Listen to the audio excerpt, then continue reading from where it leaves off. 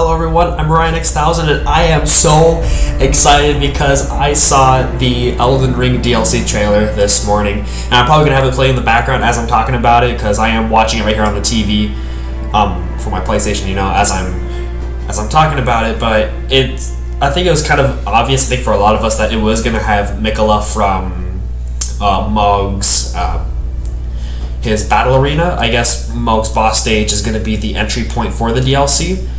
And one thing I actually want to mention is that near the end of the trailer, it sounds like Ronnie is speaking in the background about entering this world. So I don't know how Ronnie is going to be playing into this. I imagine maybe we're going to have to go through her questline again. So if you haven't done that yet, I suggest maybe get through it and maybe it'll unlock passage into the DLC. Because it sounds like she's there at near the end of the trailer, and I'm seeing a lot of new armor, which is pretty cool to see. It looks like there's an new NPC on a throne, who I think it might be a covenant of some kind, actually. And it's just like there's just a lot of areas to go through, and from what we saw with how we're going to explore this world, I'm guessing this isn't going to be some different part of the map. I think what's actually happening is it looks like it's a completely new map that's going to be loaded. I guess that's as big as the lands between, but we're not exploring the lands between.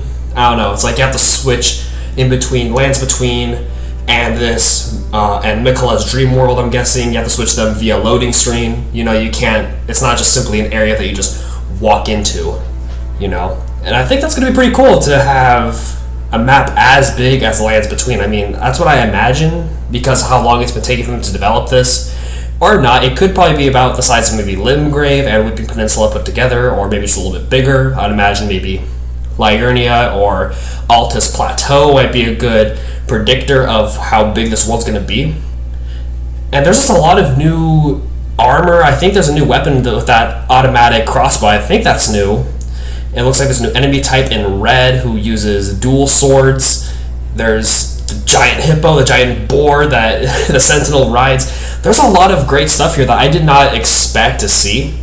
I don't think any of us can expect all this kind of content from a DLC. So I think it's safe to say we're not going to get any DLCs after this for Elden Ring. It's going to be just this one big expansion, which is probably going to slap.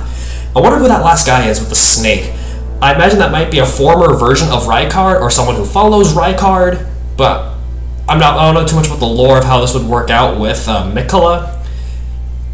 Unless that's a variation of Mikola that we're going to fight, I'm not too sure. And it shows Mikola right here in that little cutscene. That could be an ending. We probably just got a sneak peek of an ending. And the guy on the throne with the snake, he's probably going to be the main baddie. It's most likely he's the main boss, or just the big antagonist of the DLC. But it's hard to say who that actually is. I'm sorry, I'm still looking at the screen right here. It's kind of hard to tell who that can be. A former version of Rykard might make the most sense, or it could be a corrupt version of Mikola. I'm not too sure about that. I mean, it could be an idea that Mikola is going to be the final boss, or could be a secret boss if you defeat Malenia. Then you go back and he becomes aggravated and he becomes a secret boss or something. That's what I imagine. To be fair, there's not too much to go off of right now, except for maybe just Ronnie might have something to do with this, just because we hear her voice near the end. Oh, I think it's Ronnie, I'm pretty sure, unless it's Mikola's voice. You never know. There's just a lot to uncover here. New Havel armor, first off. I mean, that's awesome. I mean, I think I'm definitely considering trying to find that armor because, well, anyway, it's just crazy after 2 years of just silence. I don't know what's up with From Software. They like to be silent with Elden Ring. It's kind of crazy how they do it, but it works. It really works.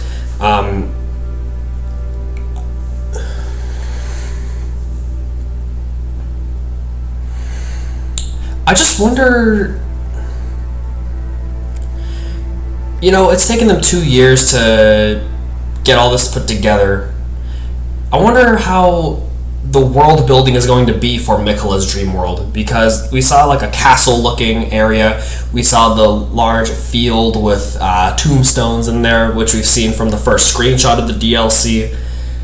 I just wonder, like, is it gonna be the size of Limgrave? Is it gonna be the size of Altus Plateau? Is there gonna be as much content as those two put together? And also, I hope they know how to scale the difficulty, because I hope it doesn't become a gank fest, you know, where it's like, oh, you want a hard DLC? All right, let's just copy and paste 10 enemies right here. Okay, you're good. Like, I hope they don't do that. I hope they just keep true to what most of the original playthrough is like. I hope they learn their lesson from the end game of Elden Ring, where it just seems like there was a huge difficulty spike that kind of led players to just get into very, very specific builds, you know, like Rivers of Blood and Mimic Tier.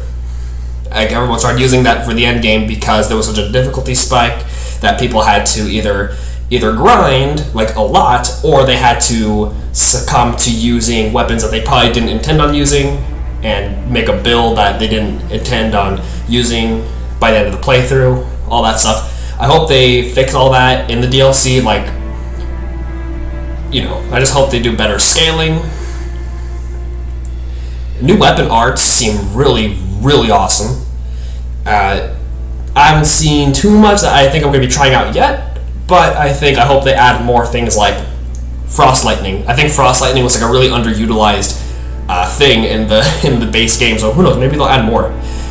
Especially with the Dream World, you know, we had to go and fight, let's see, well, I know when we had to go and fight Lich Dragon Fortis Axe, we had to enter some sort of dream state. So I wonder if there's going to be more dragons and more draconic powers within the DLC as well, since we're entering a dream world. I hope we can get more lightning-based spells, more dragon stuff, so I can start doing a more Frost Lightning build that I've been trying to do. And I hope they just do more intuitive catacombs. I don't know if actually will catacombs even be a thing in the dream world. I'm sure they will. The Legacy Dungeon, let's hope it lives up to Stormvale Castle, you know. I think I've been rambling on for a while. I'm just so excited, guys. Like, there's a lot of things we can talk about in the comment section.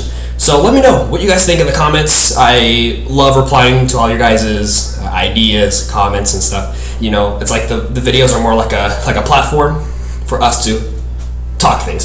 So let me know what you guys think. This is a really, really awesome trailer.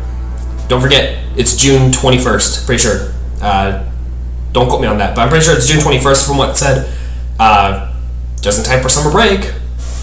So, hey. Anyway, that's it for me, guys. So, yeah, don't forget to like, share, subscribe, and stay awesome.